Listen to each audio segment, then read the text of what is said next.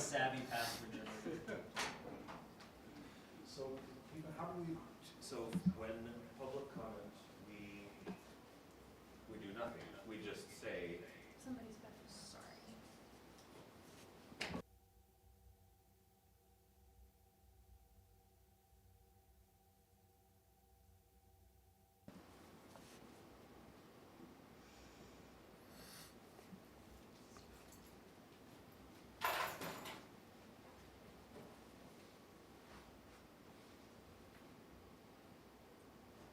Hello.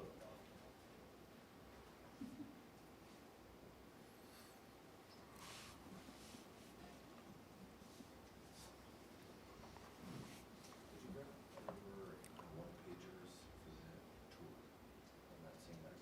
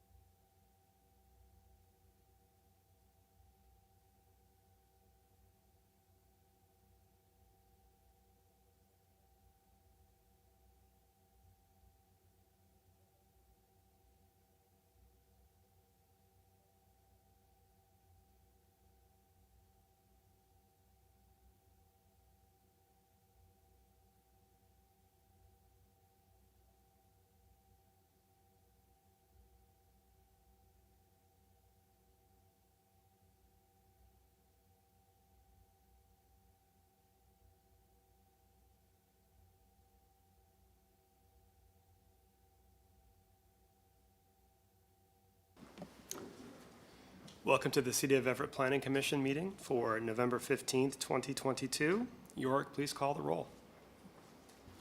Good evening, Commission. Commissioner Lavra is excused today. Commissioner Yanisek. Here. Commissioner Zielinski. Here. Commissioner McGinn. Commissioner Ballard is excused. Commissioner Chatters. Here. Commissioner Adkins. Here. And Commissioner Lark. Here. And Chair Finch. Here. To those of you joining us remotely, please mute your microphone, or if you are calling in, mute your phone by pressing *6. After each of our action or discussion items, I may ask for public comments. If you are participating remotely and would like to provide public comments, unmute your microphone, or if you are calling in, unmute your phone by pressing *6. After you provide comment, please mute your microphone or phone. Do I have an approval of the meeting minutes? I would like to make a motion to approve the minutes. Thank you. A second? I'll second. Excellent. I will call the roll. Commissioner Yanisek. Yes. Commissioner Zielinski. Yes. Commissioner Chatters. Yes. Commissioner Adkins. Yes. Commissioner Lark. Abstain. Chair Finch.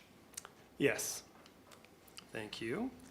Okay, reports of members and committees. This is Commissioner's opportunity to report on any meetings or events. Commissioner Lark. So I guess I have a bit of an overdue report. I just wanted to say I'm really excited to be back here on the Planning Commission, an opportunity to, again, tackle an issue that's near and dear of land use, and I thought it can make the lives of people of Everett better. And I just want to say, it's great to be back here. Korea was an interesting 2.5 years. I learned a lot. I'd love to share my experience there and all the wonderful and interesting land use I saw while living there. Thank you. Thank you, Commissioner Lark. Commissioner Atkins. More of a question. So under reports of members and committees, what committees is that referring to? This is an excellent question, and I do not know. If we were to have committees, this would be the time to talk about them. Okay, great. Staff comments, York. Thank you. Good evening, Commissioners. First of all, welcome back, Commissioner Lark. Happy to have you appointed by the City Council to fulfill the remainder of the term through the year 2026. Great to have you back on the commission, and welcome. The council heard a presentation on the Everett Housing Authority's proposed redevelopment of the Baker Heights area. What was it, last Wednesday? It was a good presentation, similar to the one that you heard at your October meeting. They received some good questions from the council, and I think both of those presentations were important to get the message out both to the council and the planning commission and also to the public that was in attendance and watching after the fact to learn a little bit about this project at the early stages of it. We talked a little bit about at your last meeting, or maybe it was the September meeting, when we had the presentation by the Housing Authority. I think that was September. Some of the commissioners expressed that they would like to learn a little bit more about the mission and the strategic plan of the Housing Authority, some of their portfolio and some of their projects that they're working on to help fill out the story around this Baker Heights Park District development project. And so the Housing Authority has reached out with an offer to conduct a tour with the Planning Commission and the Planning Committee. And we're looking at a date, actually the one that works for the Housing Authority is December 3rd. It's a Saturday, so it's a way that we can do it during daylight hours while allowing everybody to do their day jobs during the week. I believe you may have already received a poll on times, so the day is open in terms of what time that could be. So please fill that out when you get a chance, and we'll try to get that scheduled. And we have a good tour itinerary and a good set of speakers that will accompany us on that. The only other report I have is ongoing progress with the Housing Action Plan Implementation Work Program. We received, so there are, one of the big projects with that is the Housing Incentives Work Program that we have a consultant on board for. We received the first draft of a complete report from the consultants, and there are a couple of suggested housing incentives that, that they're working on recommendations for us to proceed with. You'll hear a full report on that project, I think, in the first month or two of 2023. But in the meantime, just as a teaser, some of the suggestions that they have are to expand the multifamily tax exemption geography for that program, reinstate fee waivers for low-income housing, review parking standards, review ground floor retail requirements in certain parts of the city, review our bonus height and density program, seek permit streamlining, and take a look at inclusionary zoning. So those are some of the initial kind of recommendations, and there's a whole lot of analysis that underpins those recommendations, and we look forward to giving you a full report in a couple of months. That is my report. Thank you. Thanks, Yorick. Any questions?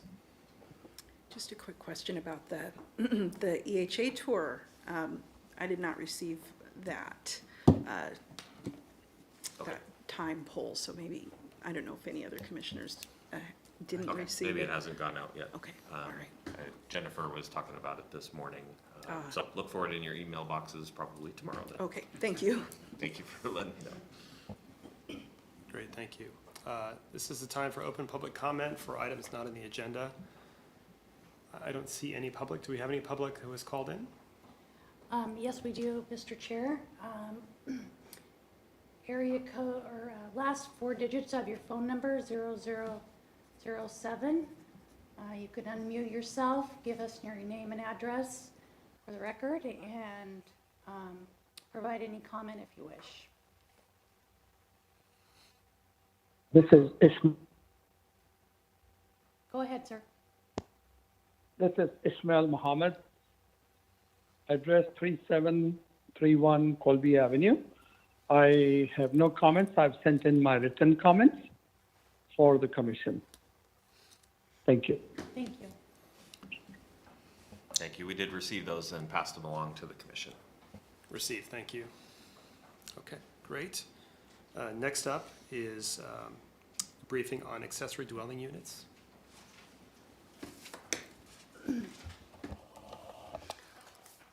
Well, good evening again, Commissioners. We're here, this is our third meeting with you on accessory dwelling units, and we'll get to the end of this presentation and talk about the schedule as we go through here. So always want to start out with reminding us about the policy guidance that we're working from. And the state law did pass legislation recently that wanted jurisdictions to make it easier to increase residential building capacity and allow for more housing choices.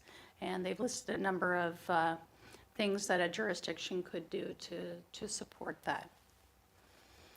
Also in Vision 2050, there are several policies about housing, expanding housing types, and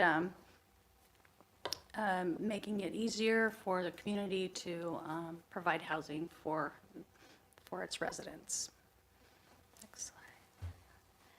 And of course, they did also develop a regional housing strategy and specifically called out accessory dwelling units as a way to increase opportunities for those smaller lots and smaller housing sizes.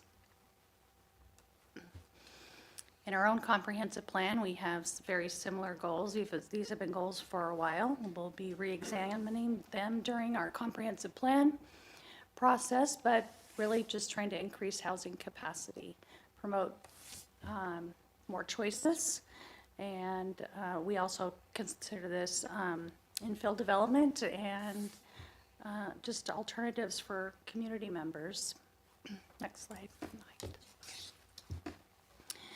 And then more specifically in our Rethink Housing Action Plan is a short-term recommendation was to re-examine our regulations around accessory dwelling units, and there were specific things to take a look at in addition to maybe non-code incentives for ADUs, such as supporting additional fee waivers for new construction and talking to the development community about what would work well, and we have done that. So I shared with you at your last meeting, we had an accessory dwelling unit dashboard, and it was just a few statistics that we had on there at that time. Well, we've built this out, and I'll share with you how to access it. It is on our website now, so you can get to it. And I'm going to cover some of the statistics in a later slide too, what we're seeing. But interesting statistics to look at and a way for us to keep track of how it's going. So there's a couple of different metrics that will show regarding zoning, what neighborhoods, things like that. So if you go to everettwa.gov/maps, you'll see an interactive map to section that you will go to, and you'll see ADU dashboard right there. So pretty easy to get to. Just a reminder that March 1st of this year, we talked about, again, the policy basis for ADUs, and we talked about specific ADU code topics. And then last month, we talked about some specific proposed code amendments to ADUs. Just making sure somebody wasn't trying to get in. And we did introduce the ADU dashboard. As a reminder, these are permitted uses, or the zones that they're permitted in, and with the exception of mixed use and heavy industrial, that's allowed in all other zones. We did get the comment from the commenter, Mr. Muhammad, who did bring up the idea of allowing it in mixed use zones. And so we wanted to provide a little bit of background about why that was not recommended or that had not passed as permitted use in that zone. And because the mixed use zone is primarily for our higher density housing. This is where we want to see the most density, and we need those housing units. And so to allow kind of a low density type of a housing in this environment wouldn't be encouraging what the city needs in terms of the housing density. Anything to add to that? Yeah, so just to point out that this was not a change, this is the existing use matrix for accessory dwelling units. We had not proposed any changes to that, so Mr. Mohammed pointed out also why the MU zone, the mixed urban zone, doesn't allow it, but the business zone, which is fairly similar to that zone, does allow it.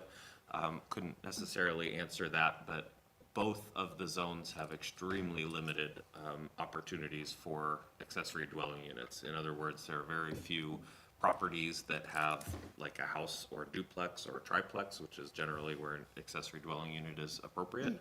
Almost all of the MU and the B zones are commercial properties or larger structures. There are some houses, and I think Mr. Mohammed may be thinking of one or two in particular that he was interested in. So there are some houses that could accommodate an accessory dwelling unit. The decision was made probably in rethink zoning or maybe before that to discourage, I guess, incremental housing growth in favor of maybe waiting for parcel assemblage and larger development. That is, as with everything, something that we could think about again, but that is why we didn't have it in that initial proposal. And I would say throughout the presentation, we're going to go kind of segment by segment of the regulations, and it's probably most efficient if you want to bring up any questions or points at each slide. So let us know if anything comes up, and of course, time for discussion afterwards too. Thank you. So, one of the proposals in the code amendment project is to increase the number of ADUs allowed per lot or principal dwelling from 1 to 2, and the commission did discuss that at its meeting last month. I'm going to cover some of the statistics from that dashboard. That's interesting, but to show kind of the pace at which we are, the city's getting ADU units. So one of our most common lot sizes throughout the city is about 6,000 to 7,000 square feet. For ADUs specifically, we see that what's been permitted so far, the average lot size is 8,864, and then the median lot size is about 7,200. Annual production, right now we're at 18 units per year. We still have some in the queue. I don't know if they'll get out of the queue before the end of the year, but that's about what we're running. So if you think about if maybe this doubles, that's still a pretty low amount of units. The predominant zones that they're being built in is R2. So about 44% of the ones that we've permitted have been in the R2 zone. And just for comparison, the R2 minimum lot size is 5,000 square feet. And then come up second, R1, 31%, and that minimum lot size is 6,000. So you see that the predominant type, when we're talking about attached versus detached, we're seeing twice as many attached as we are detached. And then in terms of where they've been built in the city, most of them have been north of SR 526.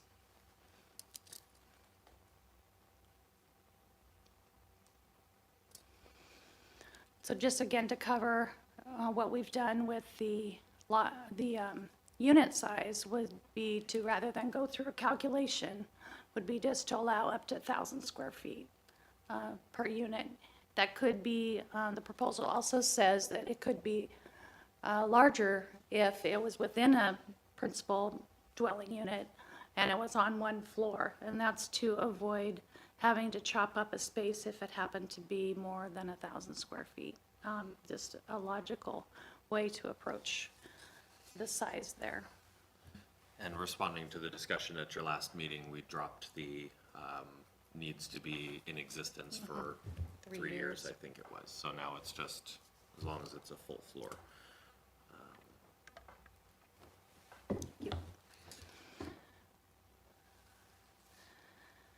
So we wanted to demonstrate what the lot coverage would look like here. For ADUs, we're allowed an extra 5% lot coverage with approval by the planning director, and the proposal just says that it's allowed straight out. And so here we have on the left what is a footprint, that's a 6,000 square foot lot, and it's showing a 20 by 25 building there, that's about 8%. So with the principal unit and the ADU unit, it's about 34%. So that gives you a visual of what that looks like on a lot. Then to the right, same size lot, and then we're adding an additional 5% that would be. That was a garage. Yeah, okay. The garage, and so this would be more in an R2, or I'm sorry, yeah, R2 or R2A, which allows up to 40.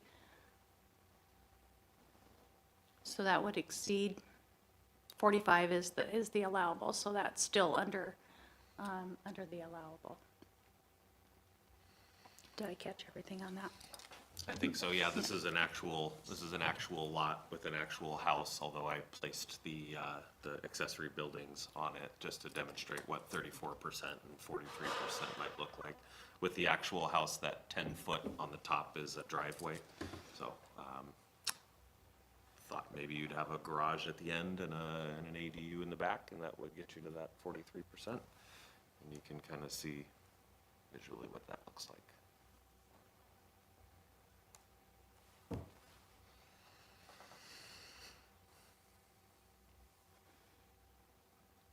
Setbacks and height, as you might imagine, we had a good conversation with you at the last meeting. The setback and heights were related to each other in many cases. So existing front setback is 20 feet in these zones, and we are really referring just to the RS, R1, R2, and R2A zones, and not the UR zones. Currently, there's no rear setback for alley lots, and for non-alley lots, there is the 20-foot setback, except the code does allow a reduction to 5 feet for detached ADUs that were under 18 feet high. The proposal would be the same for alley lots. The change to the non-alley lots would be, again, there's still the 20-foot setback, except for ADUs would be allowed a 5-foot setback, but the height would be 24 feet. So a little bit of separation, and we've got a demonstration of what that would look like. So we are increasing the height, or proposing to increase the height for alley lots to 28 feet. Before it was 24 or 18, depending on the roof pitch. So you can see the principal dwelling there at 28 feet, and then an ADU, which could go right up to the lot line. For non-alley lots, previously it was 1.5 floors up to 18 inches max, and attached would be 28 feet to the primary structure. For non-alley lots, we're proposing again the 24 feet, and you can see what that looked like. So you can see the line there for 18, what that looked like, and then up to the 24 with presumably a 28-foot principal building. Any questions on that? A lot of numbers and height and setbacks. I think I remember having a conversation at our last meeting about why the increase. Could you just remind us how we get from 18 to 24? What that? Primarily, it was to allow 2 floors instead of just the floor and a half. Sometimes it it's awkward and it allows really only one floor, and the half floor is, you know, not a full floor. So I don't know if Kelsey wants to chime in about the 18 feet again. Yeah, we just found in terms of processing permits, and especially on the non-alley lots in particular, because it has such a lower limitation, it makes it nearly impossible to have, you know, a garage on the ground floor, any other type of, really anything, just having two stories for that unit. So 18 feet just isn't feasible. We've had that comment from several developers that they just can't make it work. So at least with the proposal, it gives a little bit more flexibility to allow for that second story.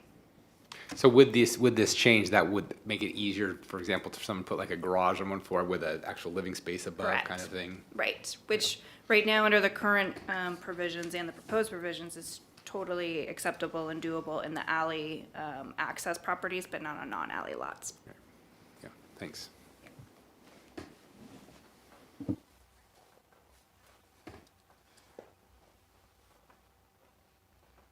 What's next? Parking.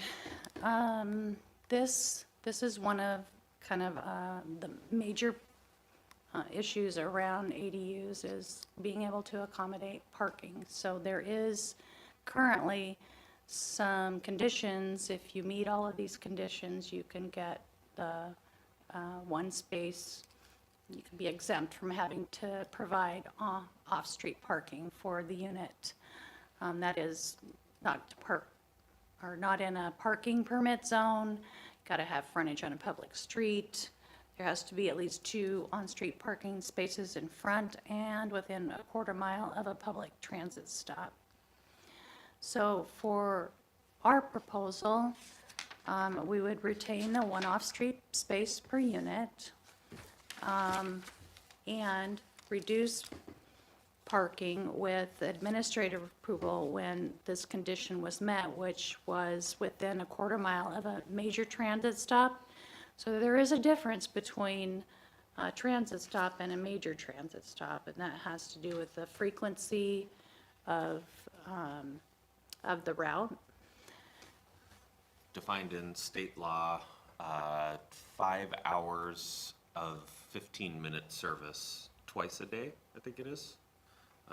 And only, spoiler alert for the next slide, only our Swift stops currently meet that standard.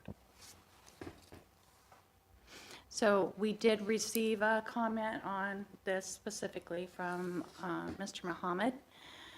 And so just something to consider in your discussion this evening might be to create some criteria for adequate transit service. So say, for instance, if it was in a quarter mile or half mile of a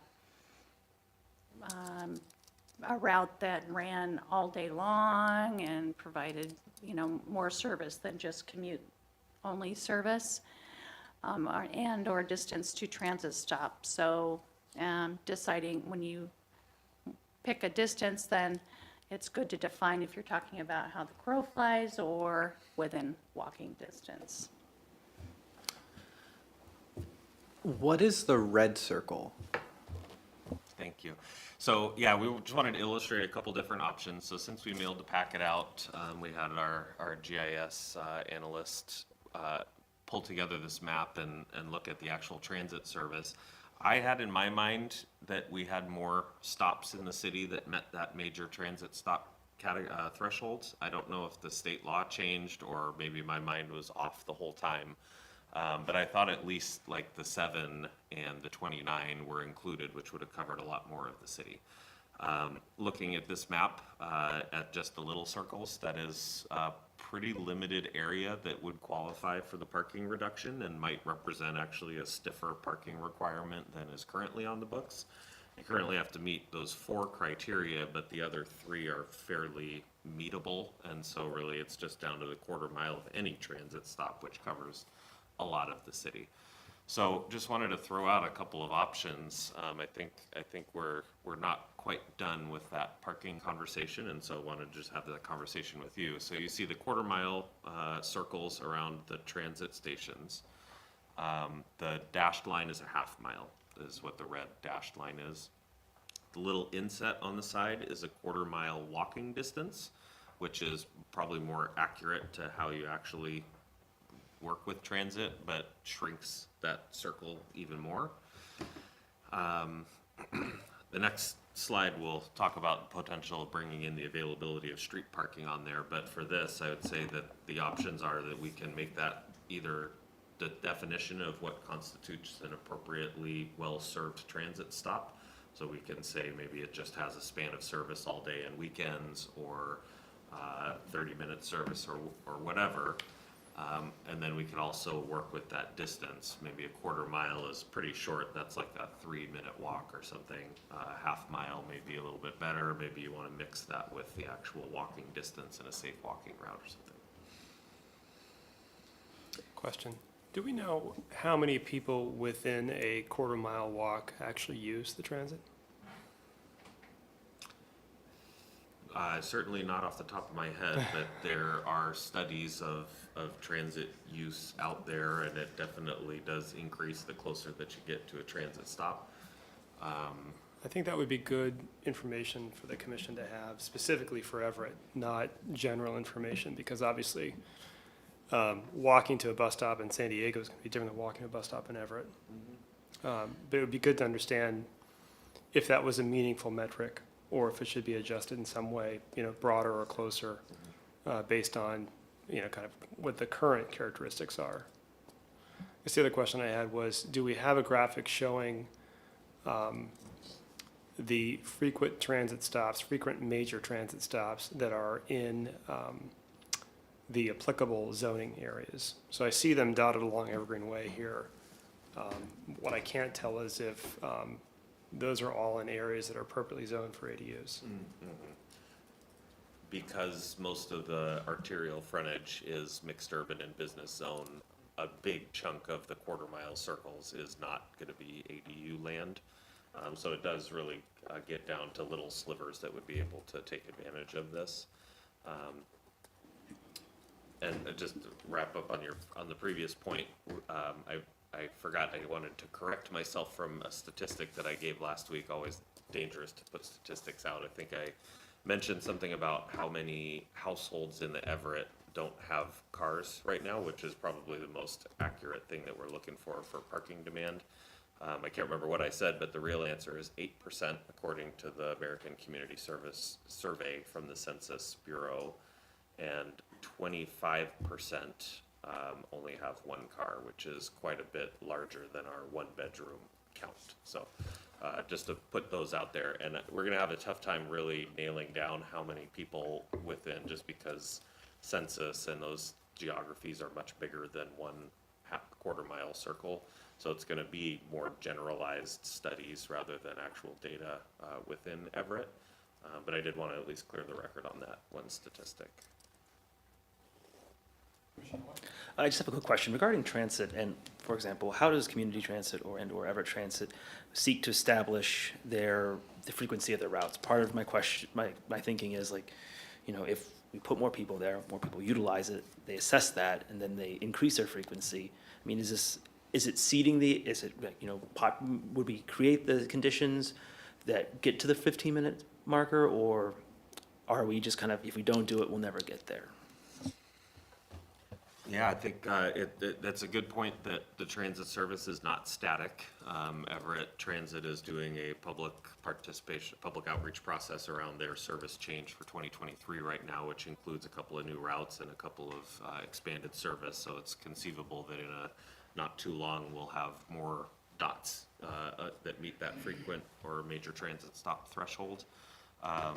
As to how they design their service, there's a whole lot that goes into it, but certainly the number of rooftops within walking distance of a transit stop is going to be a big one. I wanted to come back to your comment about, can we maybe go back one slide? You had indicated that, between existing and proposed, that particularly when the discussion about the fact that most of these stops are in areas that are really in residential areas. Your comment was that we might actually be making it more stringent. And so I think that would be inconsistent with my understanding of what we're trying to do here.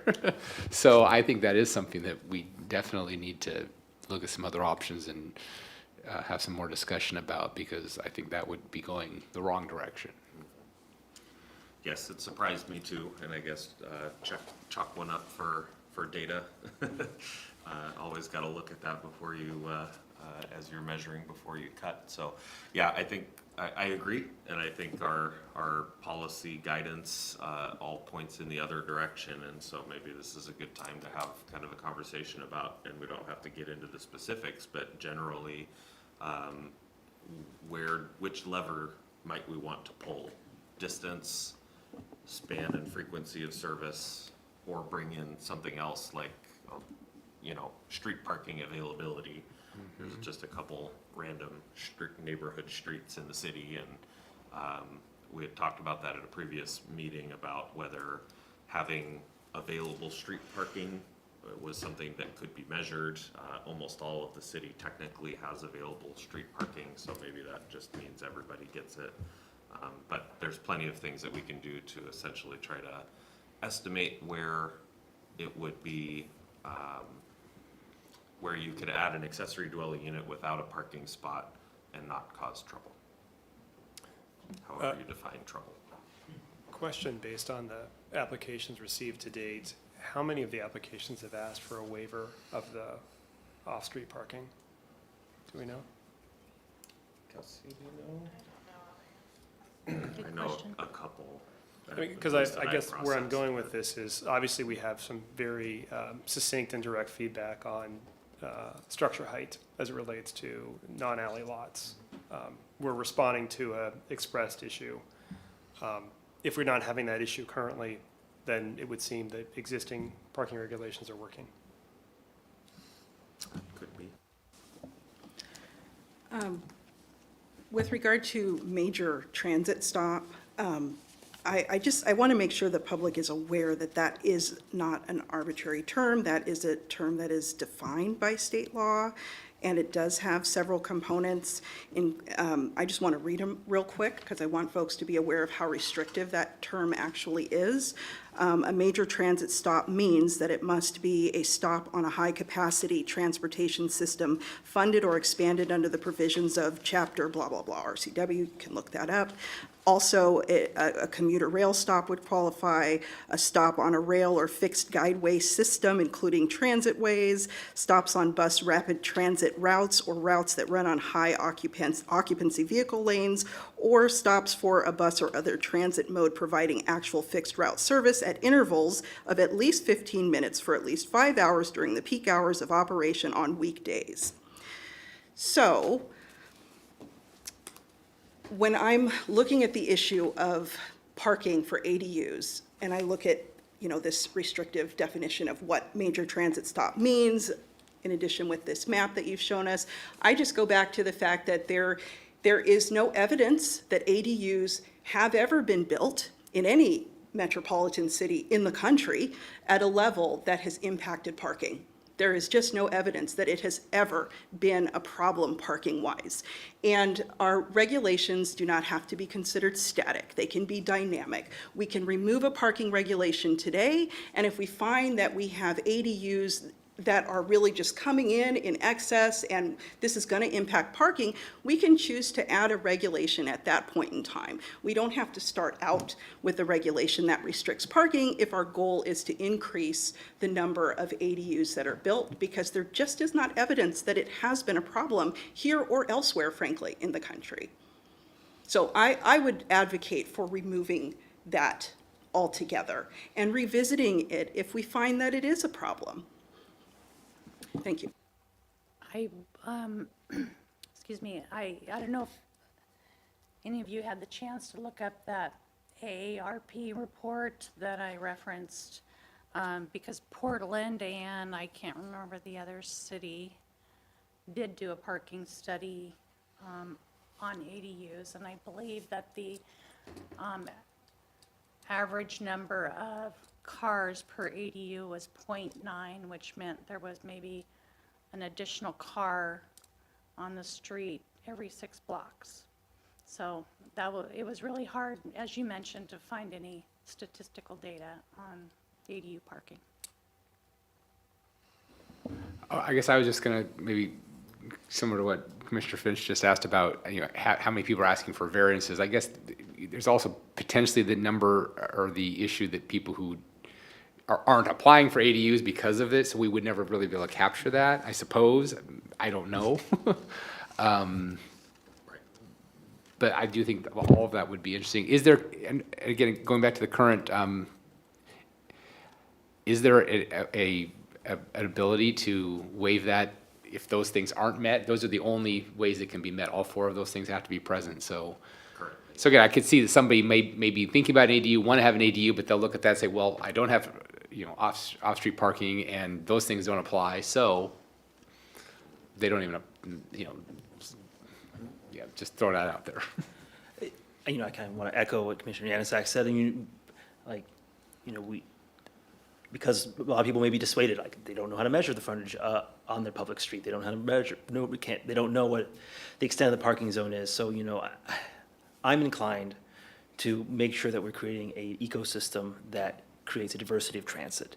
You know, when we have monoculture in a system, we exacerbate the problems and we diminish the returns on them. And if we have monoculture in our transit system, i.e. cars only, and we build to that only, we're going to keep having the same problems, the same traffic, and also compound the housing problems we have. So I do want to look at ways that we can find, I do want to do a deeper dive and make sure we can make ADUs more accessible, make mobility to ADUs more accessible and more diverse in how we can get people to and from them. And I want to echo Commissioner Chatters's points. I think that the Housing Action Plan, we did outline that we would like to eventually see us moving away from having high parking minimums. And I think that it'd be entirely within the spirit of that plan to go forward and at least try to figure out how can we reduce these as much as possible. I think that the current proposed regulation is too restrictive. I think I would personally like to see it more like half a mile with 30-minute regular service. Speaking as someone who has lived here in Everett and without a car and has had to take public transit without a car, I do think that it is entirely reasonable to be able to live in Everett if you're within a half a mile of, like, say, the Route 7. Because that comes frequently enough, or there's other routes that you could live near and still get off just fine. You know, kind of once more into the echo, but I think, you know, looking at what constitutes, what transit stops we want to have, the frequency, and also going back to setting the conditions for, you know, not just so that you can get by with transit in Everett, that you are that we want to push towards that and set the conditions so you should be able to easily get by with transit only in Everett. And we want to make sure that we're not basically perpetuating a cycle where it's only going to be cars for our mobility options. So I do want to have that as a consideration as we're looking at the ADU options. So I think this discussion is great because at some point we will have to vote on a resolution. And I'd like to go home before 11 p.m. that night. So this is good to have this discussion. What I'm hearing is that there is general consensus around reducing the parking restrictions related to ADUs. I concur. My challenge with removing them altogether is that I would like to see the ability to transition an ADU into an ownership opportunity. And so I guess for me, I would go so far as to say, I'm not concerned about parking for an ADU if it's a rental. There are a variety of reasons why ADUs make sense. They're not always investments. Sometimes they're facilitating a family member. But if there should be a subdivision of some kind, a land division where the ADU becomes a legal parcel and it can be sold, then I think it needs to comply with the residential zoning and therefore have an off-street parking stall. And so that's a way that we could possibly address this, because I don't think we're going to move the needle on, you know, having an overwhelming supply of ADUs and therefore an overwhelming supply of 0.9 cars per ADU. Please. I would just say that another option to Commissioner Chatter's idea of just doing away with the requirement, would be to retain the requirement, but to make it relatively easy to get a waiver. And that way you can look case by case at how much parking really is reasonably available on the street, as opposed to trying to make it into a rule, which becomes hard. I realize that that approach is going to require more administration, because then you're going to have to look. But I think it's a way that might be viewed, also might be viewed more favorably by single-family homeowners that may not be too excited about having ADUs in their neighborhood. So we are still considering parking, but we make it not an onerous thing to get a waiver.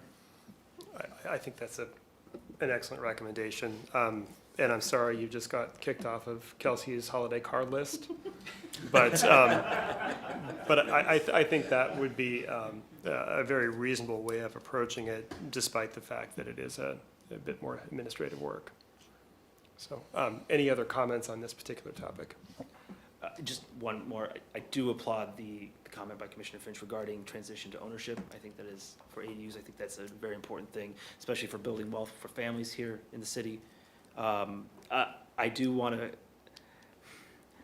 us to take a deeper kind of like examination on how we can get to the to a parking rule. My concern, while I do appreciate Commissioner Zelinski's trying to navigate the way forward, I think that we'd have the people intrinsically deferred from it and have the problem brought up by Commissioner Yanasak saying, we don't know, because we have people who look at it and go, hands off, not even gonna try. So I do want us to try to take a rule stab at it, so when so people have the capacity to go, yeah, this will work. I will say that, and we've talked about this before, I think in this forum, that there are so many different street styles in Everett. There are a number of neighborhoods that are not on a grid, that don't have curbs, they don't have on-street parking. And so, you know, I like that texture, but I can see it does add administrative burden. That being said, maybe give this a roll, as Commissioner Chatter said, this can be dynamic. We can always make a course correction, but I do like Commissioner Zelinski's proposal. Can I just mention, Chair Finch, I like that you brought up the issue of ownership, and exactly what you were saying was something that I kind of had in the back of my mind as well, so I'm glad you verbalized it. But I think I came to the conclusion in my self-discussion that the parameters around ownership would have to be a whole separate process, because, I mean, of course, you could be dealing with easement, access, and there's a lot of things that could go into transferring an ADU to a new owner and then having someone else retain ownership of the primary residence. So I think that is something to be aware of, kind of to have on our radar of what the impact would be of parking requirements in the event that an ownership option is available. But then I guess I separated that from this discussion, thinking that that wasn't something we had to address today. And I'm wondering if the commissioners in general agree with that perspective. The perspective being that we don't have to address that today. Yes, correct. I think we don't have to address that today, but we shouldn't kid ourselves that it'll be an issue that's related, because if there is the potential to divide the land and create a separate legal parcel that could be sold, I think it's our duty to give guidance now to those who are considering an investment in ADU, that if they don't do certain things, they'll be on the wrong side of those long-term plans. I think that makes a lot of sense. Is that a discussion that anyone wants to have? At this particular meeting? Yes. We can maybe start setting some parameters for the conversation, but I'm not prepared to have an in-depth discussion of it. But I think the point is valid. Like, I think the consensus we have is, like, we don't want them to bake the cake and then, you know, learn that they have to change the ingredients a little bit later. So I think if this is something that is on, I like the idea of having to be able to transfer ADU ownership. You know, we want our goal is to create housing options, families to create housing options. And if it makes sense for a family to, you know, to stay in their home, create an ADU, and sell that ADU to remain at home, in their home and continue stability in that neighborhood, then we want to give them that family that option, those tools in the toolbox. So I think we should definitely open the conversation. Well, I think that the option exists currently. So long as the requirements are met, a lot can be subdivided. And so those options are there today. I think a larger point that we also are forgetting in this conversation is, as was pointed out at the beginning of this discussion, we do still have a substantial amount of Everett renters who aren't driving.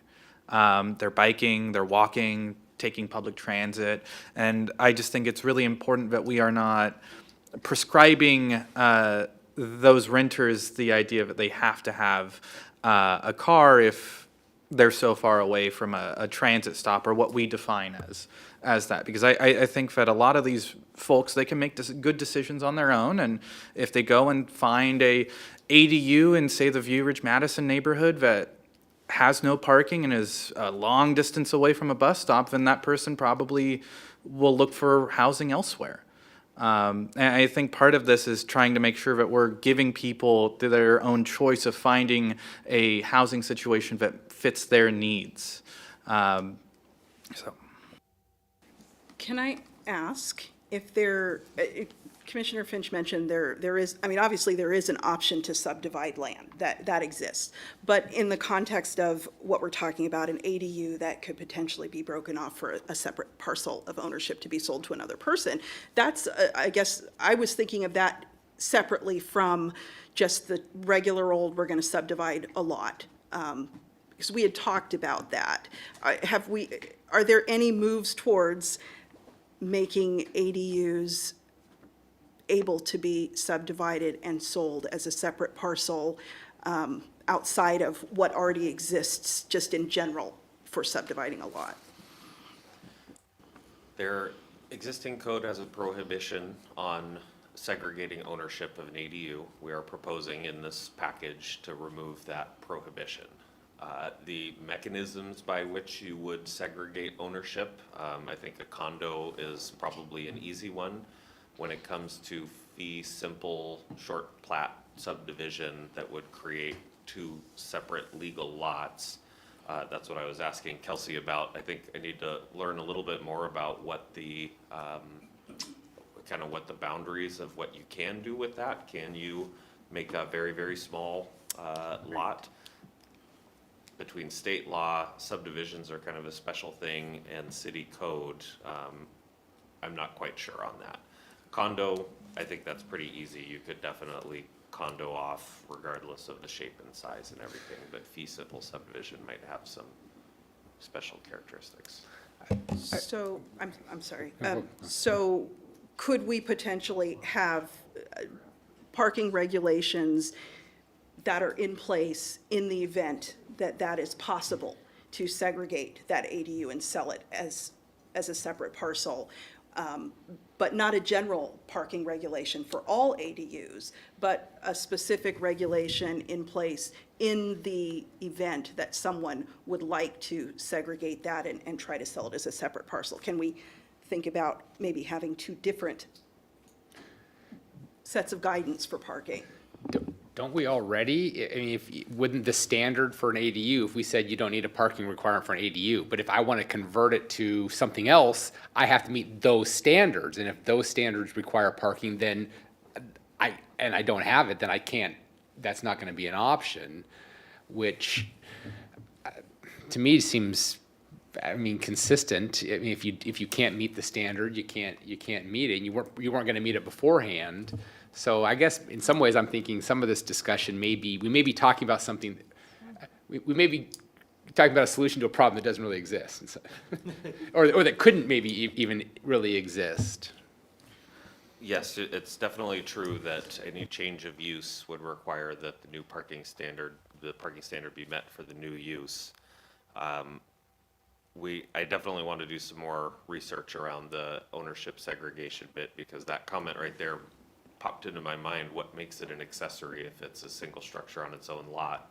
Does that then make it become a detached dwelling which has a 2 or 3 parking space. So does that mean you can't really do it then, which was not the intent?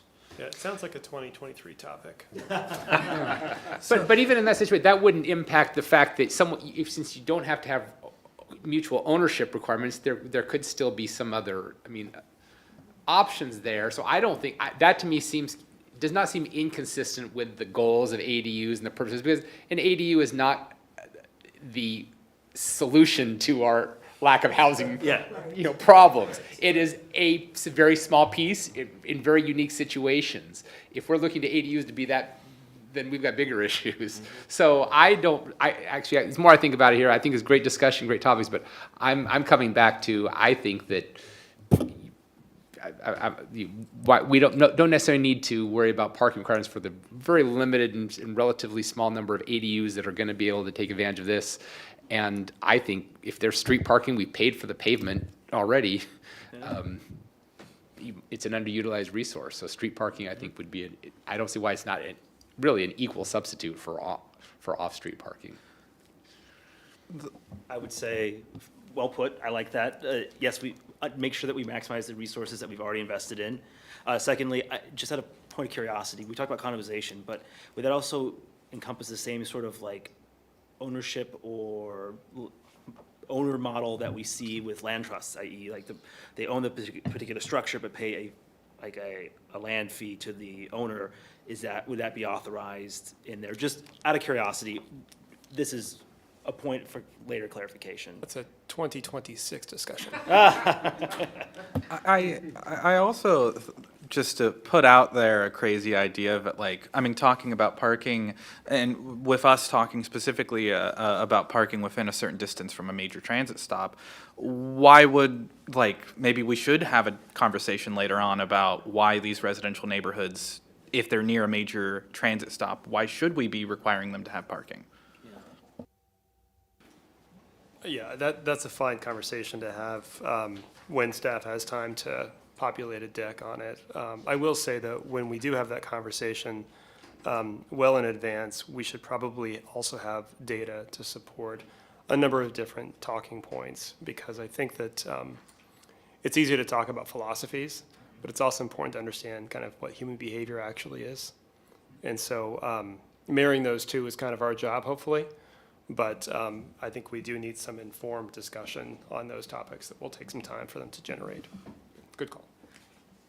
Just circling back to where we were, I think that your point about the fact that the public must be fully informed when they make decisions about what they build, I guess that was the point of my asking if we want to have this discussion. And if we have evolved the discussion to the point where we don't think that that is a relevant factor at this moment with regard to this particular issue, then we can move on. But I just want to make sure that we have covered that, and we feel that the public would be fully informed if they chose to build an ADU under these proposed guidelines.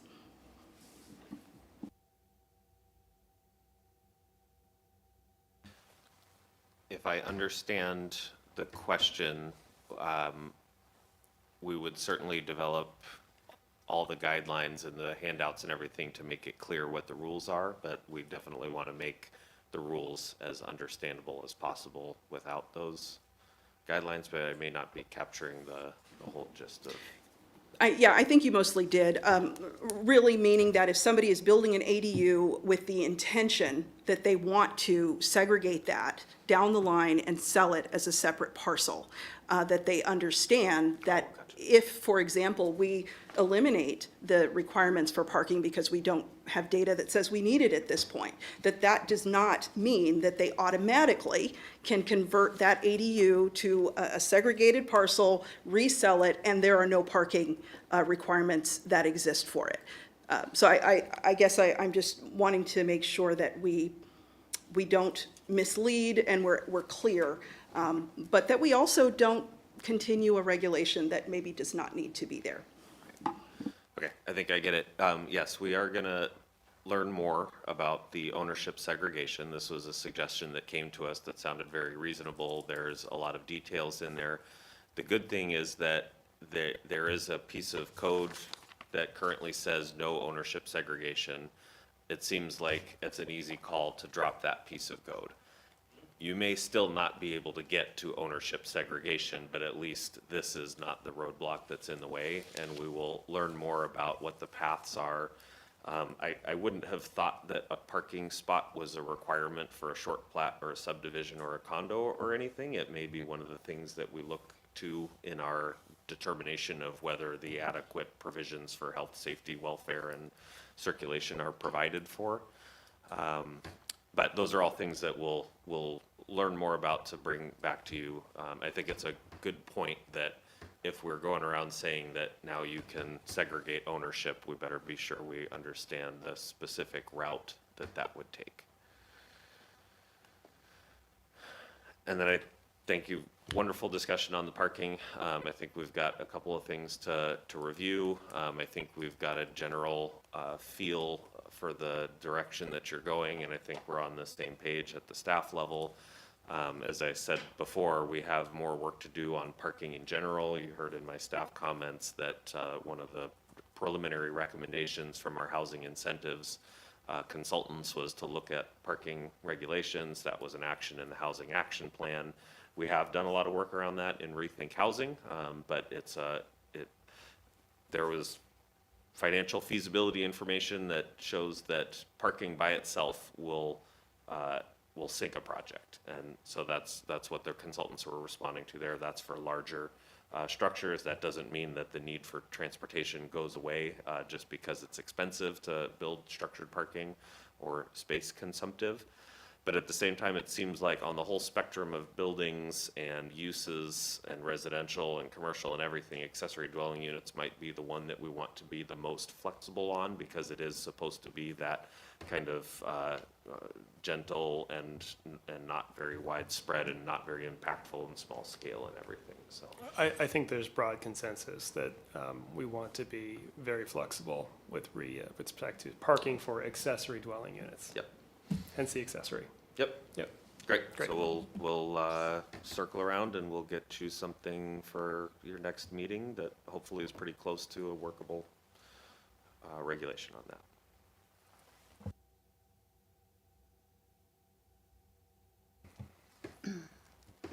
So another big topic is the design standards. And we heard from some commissioners last meeting that maybe we had proposed to eliminate the design standards just because they seemed more subjective and not as easy to administer.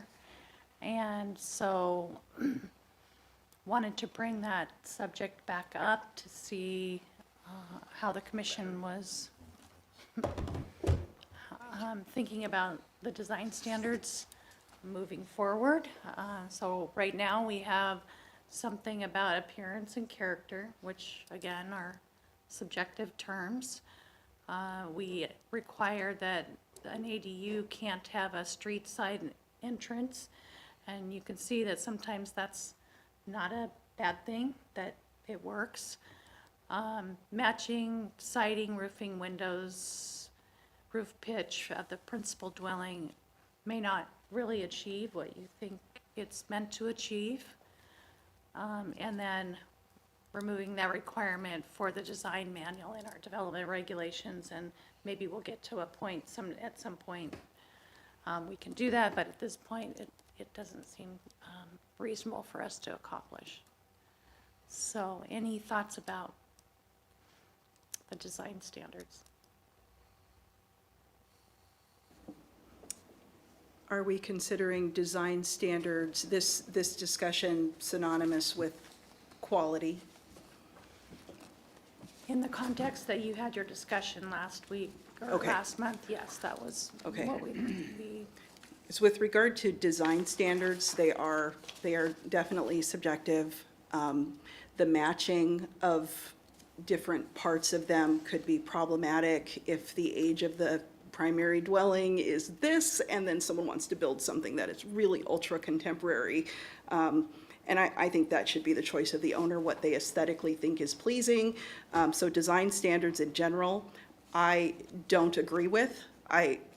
we don't put design standards on the primary dwelling when someone's building a home. We don't tell them how it should be designed.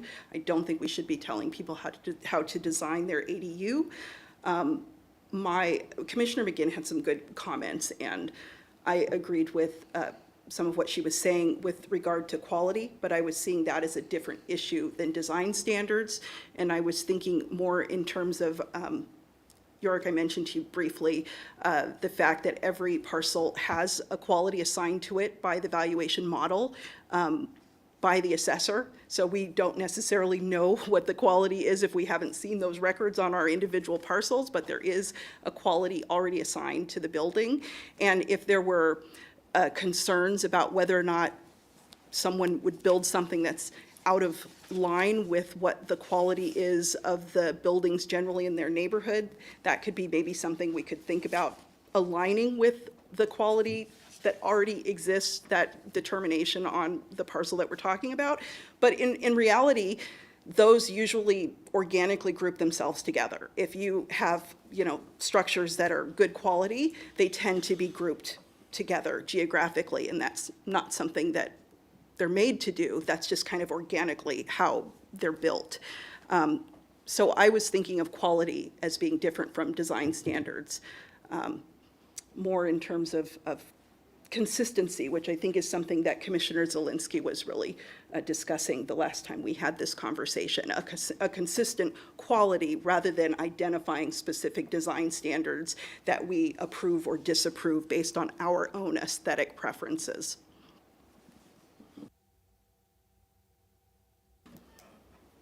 What I was mentioning last time was the notion of picking up on maybe one or two features of the primary unit and reflecting it in the accessory unit.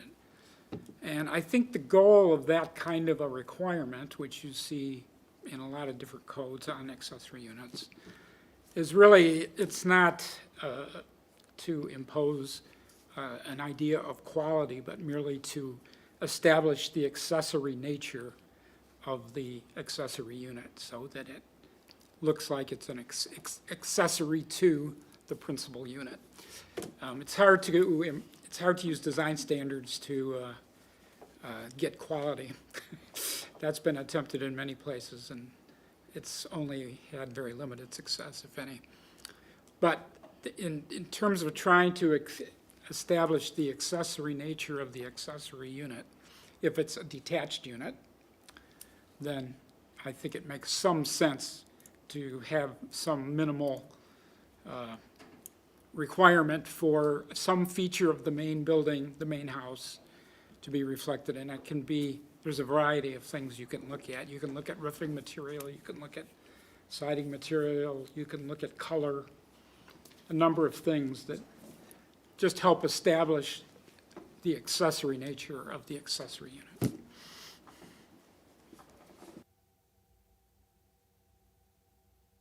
Commissioner Lark, you look like you really need to say something.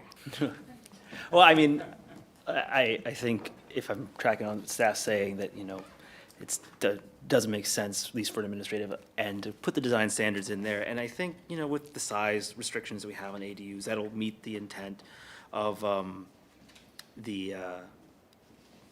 making it the accessory one. But at the same time, we're looking for flexibility. So we're to try to give people as many tools in the toolbox without as many kind of ways to or worrying about a problem that isn't there. I think, I remember when I was in Korea, when I was working on a task force that was dealing with soldier movement during a COVID environment, and one of the colonels made a point. He's like, if you regulate based off of assuming bad faith and bad intent, you're gonna make some bad regulation. I think people will by and large, will make a good product for their home, and something because it's their neighborhood they care about, and they're gonna be there for the most part. So I think we can kind of hands off and let people be creative, and they might come up with something really wonderful, really beautiful, and a wonderful aesthetic contrast too. So I would say in this case, less is more. Other comments? I'm fine with ugly buildings, so. Well, I think that from two things. I think the aesthetic qualities are different than the physical qualities. And I think it's difficult to prescribe what people can and can't do from an aesthetic standpoint. Unless you're in a certain historic district, I think then obviously people have self-selected to be there or have agreed to those requirements, so that's different. As it relates to building quality, we have codes that dictate that. And building materials are expensive. And assuming these structures are, legally permitted and inspected, I think the quality is built in based on the building codes. So I concur, I'm not too concerned about design that is inconsistent. I think so long as it's done to a quality that it meets a minimum threshold, then I think that works. And I think that people, if they're gonna spend, $200,000 building an ADU, my guess is they're going to want it to be attractive as well.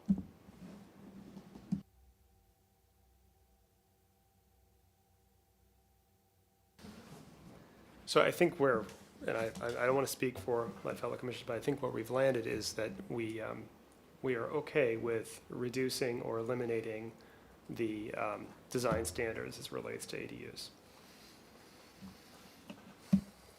And no Commissioner McGinn here to defend the design standards. Not by accident either. I did want to throw out one, that there are some design standards that I thought might be a little bit workable, maybe not. 1908.040, when you have time, take a look at it, and I'll review those again and see if there's anything there. It's design standards for townhouses and duplexes in single-family neighborhoods, single-family zones. 1908.030. And Kelsey crinkled her nose at that because it's difficult to, I think, administer for those products. So maybe it's not perfect, but it was just a different set of design standards that I think are definitely better than like the matching and the very ambiguous requirements that are in the ADU code. So between now and the next meeting, we'll take a close look through there and see if there are any little elements. I think, for instance, there's one that gets to Commissioner Zielinski's suggestion to look at a couple simple elements that might be consistent or something.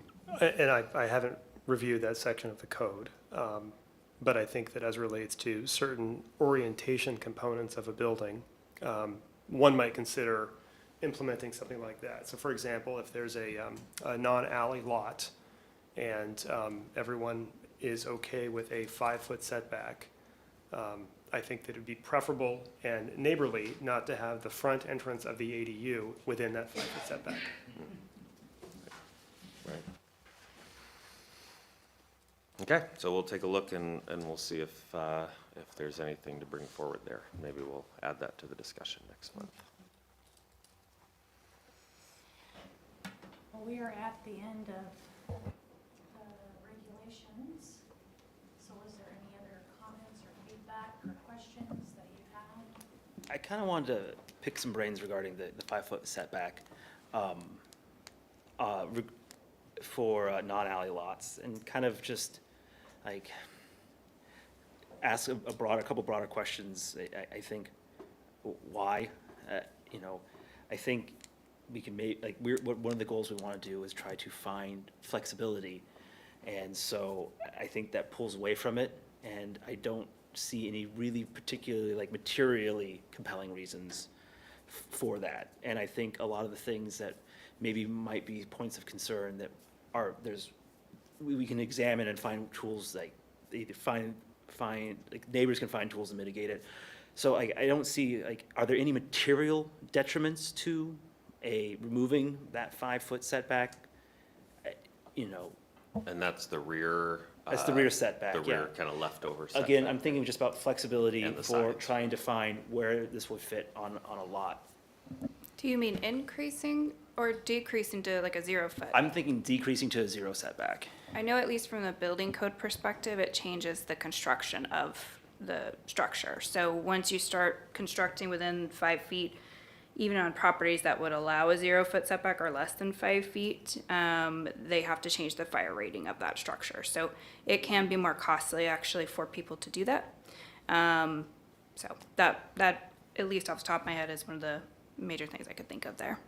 Well, I guess Roger that. the other thing to consider is the impact on the adjacent property. I mean, that is the thing to consider, frankly.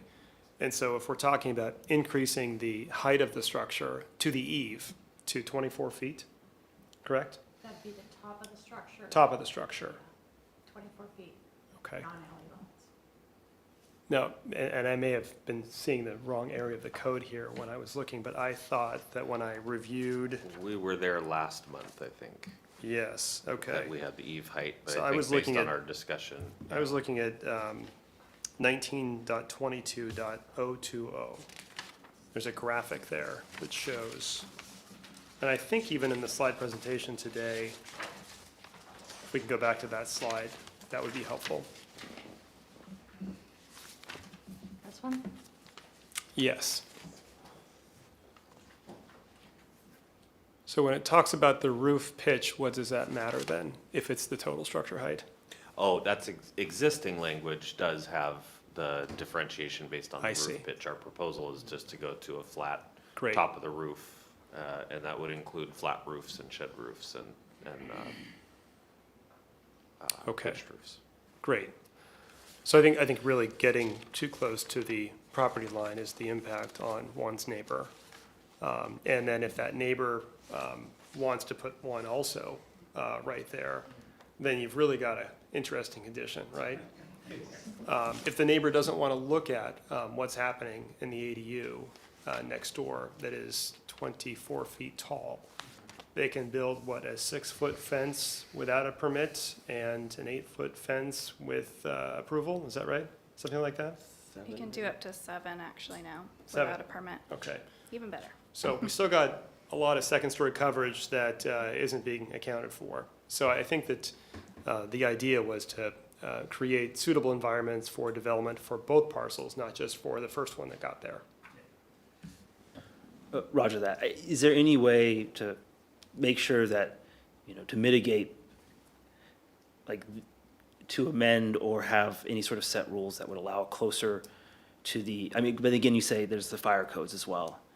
I'm just trying to think of a way to, like, make sure that we can try to, a person can move their unit around. Maybe it's not a 2-story one, maybe it's just a single-story one, kind of adjust it closer to a place while still allowing remedies for the other neighbor to, like, go, hey, yeah, I don't need to see somebody right there every day. Like, they can put the fence up without the permit, and that's just this, and a 1-story ADU closer to the lot would be the same as essentially just having a neighbor who spends a lot of time in their backyard.